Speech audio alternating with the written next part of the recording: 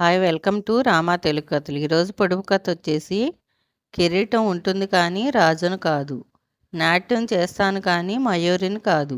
దీనికి ఆన్సర్ కథ చివరిలో చెప్తా. ఈరోజు కథ పేరు నక్క స్నేహం మొసలి మోసం. అనగనగా ఒక అడవి, అందులో ఒక నీటి మడుగు ఉండేది. ఆ మడుగులో వయసు అయిపోయిన ఒక మొసలి జీవిస్తుండేది. దానికి వేటాడే ఓపిక నశించింది. అందుకే అది ఒక నక్కతో ఒప్పందం కుదుర్చుకుంది. ఏవైనా జంతువుల్ని తీసుకొచ్చి ఈ మడుగులోనికి దించితే తాను వాటిని చంపుతానంది. మాంసం చెరిసగం పంచుకుందాం అని ఆశ చూపించింది. కొద్ది రోజులుగా సింహంతో స్నేహం చెడటం వల్ల నక్క ఆకలితో నక్కనక్కలాడుతోంది.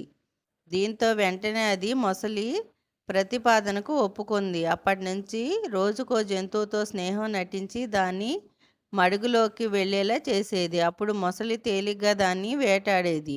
ఒకరోజు ఎంత వెతికినా నక్కకు జంతువులేవి కనిపించలేదు.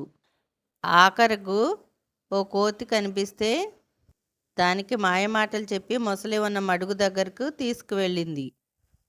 నక్క కోసం చూసి చూసి విసుగొచ్చి మొసలి నీటిలోనికి వచ్చి సేదతీరుతోంది. మొసలి కనిపించగానే కోతి భయపడింది. వెంటనే నక్క, అబ్బే భయపడకు కోతి మామ, ఆ మొసలి ప్రాణాలతో లేదు, ఎప్పుడో చనిపోయింది అని అంది. అయినా కోతికి నమ్మకం కుదరలేదు. చనిపోయిన మొసలి నోరు తెరుచుకొని ఉంటుంది కదా అంది నక్కతో. మొసలి వెంటనే తన నోరును తెరిచింది. మొసలి నక్క కుతంత్రాలు అర్థమైన కోతి వెంటనే ఒక గంతుతో ఎగిరి పక్కనున్న చెట్టు ఎక్కి, నువ్వు జిత్తులమారివి, తెలిసి నీతో స్నేహం చేయాలనుకోవడం నాదే తప్పు అంది.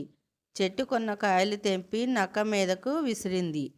ఆ దెబ్బకు తాళలేక ఆ మడుగులోనికి దూకింది. అసలే ఆకలి మీద ఉన్న మొసలి నక్కను అమాంతం మింగేసింది. ఈరోజు కథ ఇంతేనండి. పొడుపు కథకు ఆన్సర్ నాగుపాము.